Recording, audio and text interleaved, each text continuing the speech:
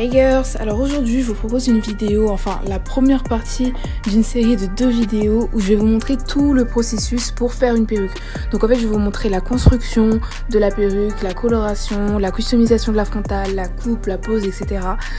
Du coup ça sera divisé en 2 parties, sinon ça allait être trop long parce que j'ai essayé de faire en sorte qu'elle soit le plus détaillée possible. Donc on commence par la construction de la perruque. Donc pour la construction vous aurez besoin d'une tête de perruque, que ce soit celle en plastique là qu'on utilise souvent, ou bien celle en toile comme celle que j'ai. Donc ça s'appelle une canvas head. Et donc du coup, ce qui est bien avec ces têtes là, c'est qu'elles existent en plusieurs tailles. Donc il faut que vous en trouviez une qui fait la taille de votre tête en gros. Et vu que j'ai une assez petite tête, je me suis pris la tête en taille 22 pouces. Et donc du coup ça me permet d'avoir des perruques qui me vont parfaitement. Et donc voilà, je l'ai trouvé sur Amazon à une vingtaine d'euros. Et je l'ai pris avec le trépied parce que celles-là ne sont pas les têtes comme les autres. Il faut la visser à un trépied en fait. Ensuite, il vous faut un bonnet, donc les meilleurs ce sont les Spandex, ils sont solides, extensibles et ils s'adaptent à toutes les formes de tête, toutes les tailles de tête, etc. Ce sont les meilleurs bonnets, j'en ai jamais utilisé d'autres, enfin si j'en ai utilisé d'autres mais là c'est fini. Et donc celui-là je l'ai trouvé à Château d'Eau à 3 € et quelques. Donc ensuite là comme vous voyez la vidéo elle a bien avancé, je suis en train de commencer à construire ma frontale. Alors j'ai souvent des questions de filles qui essaient de faire des frontales et qui me disent mais pourquoi ma frontale elle s'aplatit pas, genre pourquoi il y a toujours des bosses, etc. Donc en fait le secret c'est quoi? C'est qu'il faut absolument faire en sorte que la frontale soit plate, archi plate sur le bonnet avant de la coudre. Donc en fait vous allez venir épingler les extrémités de la frontale au bonnet et ensuite venir coudre. Je sais pas si vous voyez ce que je veux dire. Vous voyez la couture à l'arrière de la frontale? Et bah c'est l'extrémité qu'on va venir mettre sur le bout du bonnet, sur le bout du bonnet en fait. Je sais vraiment pas comment vous l'expliquer, c'est super compliqué.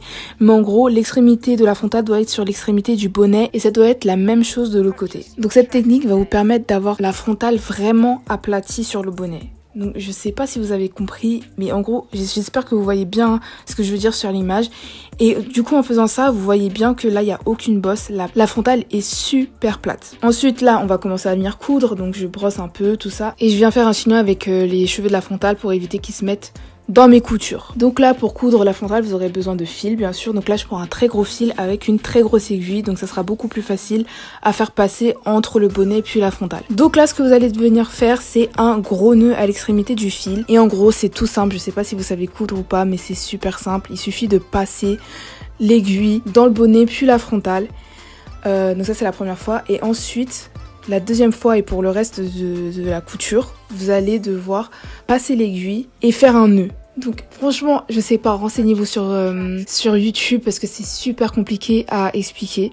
Mais en gros pour que la couture reste il faut que vous essayiez de faire un nœud. En gros franchement je suis hyper nulle pour expliquer mais je pense que vous voyez un peu à l'image. Si vous comprenez pas, essayez de vous renseigner sur YouTube. C'est sûr qu'il y a des cours, c'est sûr qu'il y a des tutos pour vous apprendre à coudre, etc. Donc voilà, j'essaie de faire des coutures assez fines, j'essaie de pas trop espacer mes nœuds, etc. Et j'essaie de faire en sorte qu'ils soient vraiment serrés parce que on veut pas que la frontale se barre. Donc pour éviter cela, il faut sécuriser la frontale à la fin. Donc quand on a fini, il faut faire 2 voire 3 nœuds pour qu'elle reste bien en place.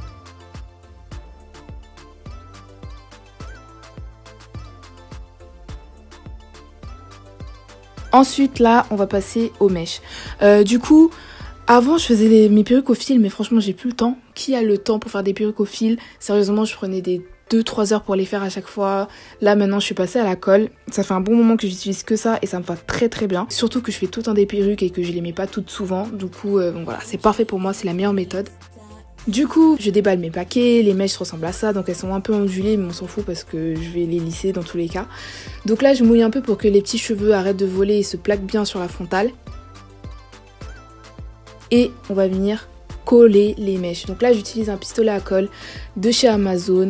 Vous pouvez en trouver partout, ça coûte même pas cher. Je crois que celui-là, j'ai eu à 5 €, quelque chose comme ça. Et vraiment, ça sert pour tout, c'est super pratique. Donc voilà, je viens coller mes mèches. Tout bêtement, vraiment tout bêtement. Je mets un trait de colle, donc je fais pas un long trait, je fais par petites sections pour éviter que ça sèche, etc. et d'avoir à en remettre. Donc je fais par petites sections, je colle. Et c'est tout bête, vraiment c'est tout bête. Donc là, pendant 2 ou 3 lignes de cheveux, je vais juste les plier. Je vais pas les couper parce que bon, à l'arrière, on s'en fout qu'il y ait des bosses ou pas. Du coup, je les plie juste entre elles et je vais faire ça sur 3 ou 4 lignes, je ne me rappelle plus.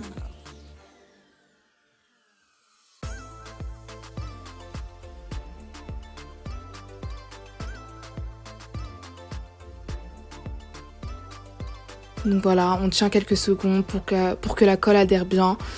Et franchement, c'est tellement rapide, je fais ça en 30 minutes, même pas 25, c'est la vie, genre. Ça m'a vraiment changé mon quotidien, alors abusé.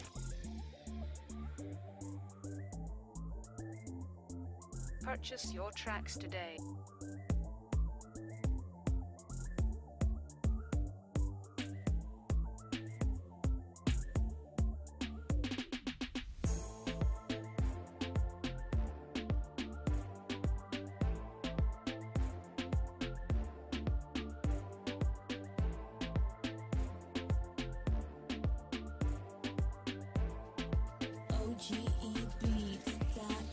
Et donc là, je vais commencer à couper. Du coup, ce que je vais faire, c'est que je vais simplement mesurer la taille de mèche qu'il me faut par rapport à la zone du bonnet. Et je vais couper. Et voilà. Ce que ça va venir faire, c'est que ça va donner beaucoup moins de volume. Pas beaucoup moins de volume, mais en gros, en fait, ce que ça va venir faire, c'est que ça va éviter les bosses. Donc ça va nous donner un résultat un peu plus plat que si on avait plié simplement les mèches. Et en fait, c'est beaucoup mieux pour moi parce que je comptais faire un carré et j'ai fait un carré. Du coup voilà, à la fin de toute façon vous allez me voir sur l'autre vidéo, j'ai vraiment galéré pour le carré parce que je le trouvais trop volumineux. Je voulais vraiment qu'il soit plat, du coup j'ai dû enlever des lignes.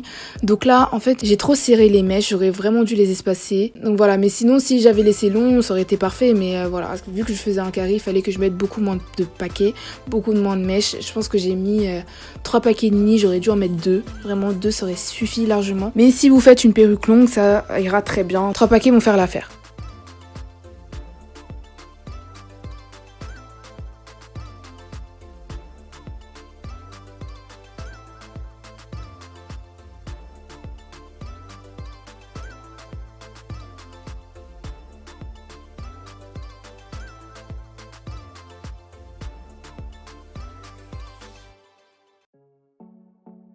Donc ensuite, là, pendant tout ce temps, ce que je faisais, c'est que je collais les mèches en faisant une espèce de U, en faisant une espèce de courbe. Donc ça, c'est pour l'arrière de la tête. Quand on va arriver en haut, pour éviter les bosses, encore une fois, on va venir faire des lignes droites. Donc là, comme vous le voyez, je vous montre, on fait plus de courbes, on fait des lignes droites. Donc en fait, ça va permettre aux mèches de bien se fondre avec la frontale. Parce que si on avait continué à faire des courbes jusqu'en haut, ça aurait été bizarre et on aurait eu du mal à fermer. Du coup là, ça va nous faciliter la fermeture et ça va faire en sorte que les mèches vraiment se fondent, comme je vous ai dit, avec la frontale et ça va vraiment donner un effet beaucoup plus naturel. Donc là, on n'aura pas de mal à, par exemple, faire des queues hautes, vous savez, les demi-queues, etc. On n'aura pas de problème pour tout ça. Donc voilà, je continue jusqu'en haut, toujours en mesurant la quantité de mèches qu'il me faut par rapport au bonnet.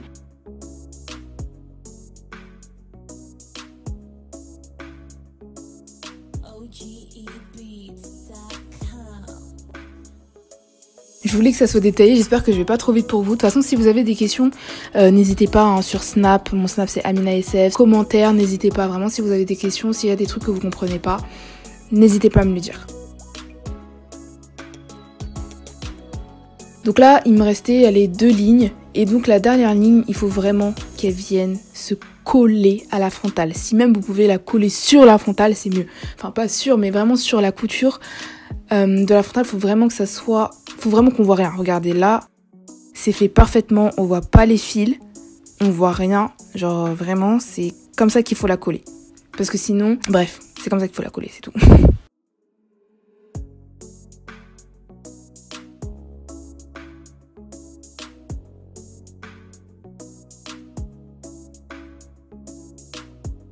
Donc voilà, on a fini la construction. Et donc du coup, ce qu'on va venir faire, c'est qu'on va couper la partie du bonnet qui est en dessous de la frontale. Donc pourquoi ? Parce qu'il faut que la frontale se pose parfaitement sur notre crâne. Il faut qu'elle soit le plus aplatie possible.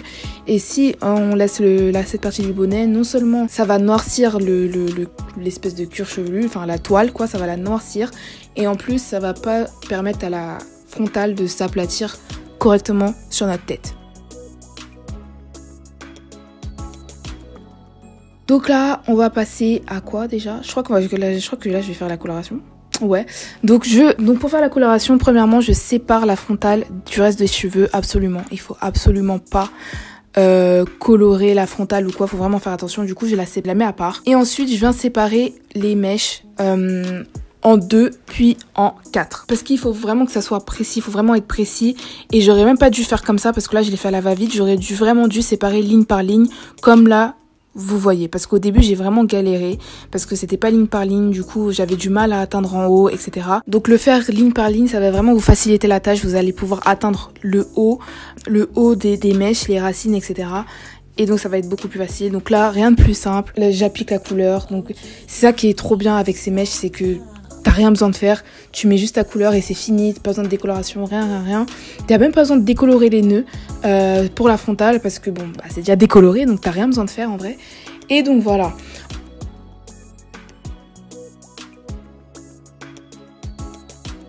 Ensuite, pour colorer la frontale, il faut vraiment être super minutieux. Et ça, je l'ai compris très tard, malheureusement pour moi. Donc en fait, il faut pas que la couleur aille sur la frontale, enfin sur la dentelle, parce que ça va la colorer et ça va être vraiment moche. Du coup, ce que je fais, je prends une brosse à dents, ou bien vous pouvez prendre, vous savez, les brosses traditionnelles là pour la teinture, et vraiment faire doucement, vraiment être très minutieux pour éviter que la coloration aille sur les mèches. Donc il faut brosser gentiment, doucement, vraiment. Prenez 3 heures pour faire ça, je vous jure, prenez du temps, vous précipitez pas parce que sinon vous allez tout gâcher. Faites en sorte que la coloration n'aille pas trop haut et ne touche surtout pas la dentelle, et là vous allez être Gucci de chez Gucci. Donc là voilà, après j'ai séché, non j'ai lavé, j'ai fait mon shampoing, mon après-shampoing, tout ça, et donc là voilà c'est sec et ça donne ça. Donc c'est super fluo, je m'attendais pas à ça, mais bon c'est pas grave, c'est du range, hein, je voulais du range, je suis servie. Du coup là on va passer à la customisation, la fameuse customisation. Donc déjà, premièrement, pour faciliter la customisation, je vous conseille vraiment de le faire sur cheveux mouillés. Ça va vraiment vous permettre de mieux voir ce que vous faites, de plaquer les cheveux. Ça va être beaucoup plus facile à travailler. Du coup, voilà, je les mouille.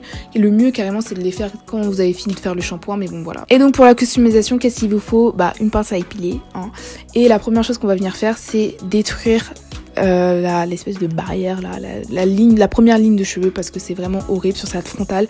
Elle était même pas pré-customisée, genre c'était vraiment un casque, je ressemblais à un Playmobil, genre laisse tomber, c'était archi fourni. Du coup j'ai eu beaucoup de mal parce que de nos jours, genre maintenant j'ai remarqué, vu que je reçois beaucoup de frontales, j'ai remarqué qu'elles sont presque toutes pré-customisées, et donc là c'était vraiment c'était trop fourni, c'était horrible. Du coup j'ai galéré. Donc là ce que vous allez venir faire premièrement, c'est casser la première ligne de cheveux. Ensuite, moi ce que j'ai fait, c'est que j'ai agi par section. Donc je me suis fait des petites lignes de cheveux et j'ai commencé à les épiler. Enfin bref, tout est sur l'image, vous voyez très bien ce que je fais. Donc bon voilà. Il faut absolument ouvrir les cheveux. Faut pas juste s'occuper de la première... faut pas juste s'occuper du devant de la frontale. On va vraiment venir faire un dégradé de cheveux. Je sais pas comment vous dire, mais là, je sais pas si vous voyez, l'avant de la frontale, il est super... il est bien fait, et ensuite directement il y a un espèce de bloc de cheveux et c'est ça qu'on veut pas. Du coup voilà, faut vraiment venir travailler, faire des sections, épiler, faire des sections, épiler, genre vraiment il n'y a que comme ça que vous allez réussir. Et là aussi passer vraiment 2-3 heures dessus pour que ça soit vraiment parfait. Et même moi après tout ce temps, je trouvais que ma frontale elle était pas bien, donc je continue à l'heure d'aujourd'hui à la customiser, à la travailler, parce que vraiment c'est du taf. Il faut vraiment s'entraîner, c'est vraiment de l'entraînement.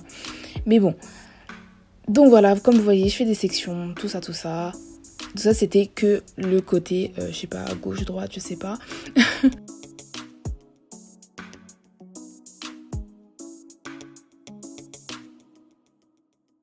Et ensuite, je viens à l'avant. Donc l'avant, j'essaie de pas trop épiler, sachant que je vais vouloir faire des grès sur le côté, des raies au milieu, etc. Faut pas trop épiler, sinon vous allez vous retrouver dans un endroit où vous aurez pas de cheveux du tout et ça va être horrible.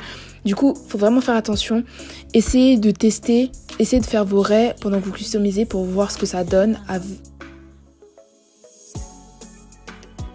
Donc ensuite là, j'ai coupé, mais j'ai fait l'autre partie et je viens essayer de travailler un peu les bébillères, voir ce que ça donne en gros, voir si c'est pas trop parsemé. Et donc là je viens prendre ma lame de rasoir et je viens créer mes bébillères. Donc je trouve que j'en ai trop fait. Si vous me le dites, je suis d'accord avec vous. Je trouve que j'ai fait trop de bébillères, j'aurais dû les épiler encore, mais pourtant j'ai passé tellement de temps dessus, genre vraiment c'était abusé. Du coup donc là j'essaie de voir, j'épile, je rase, enfin bref, j'essaie d'arranger à ma sauce, à ma guise. Et donc là les bébillères, j'ai travaillé juste avec de l'eau, j'essaie de les placer pour voir ce que ça donne, etc.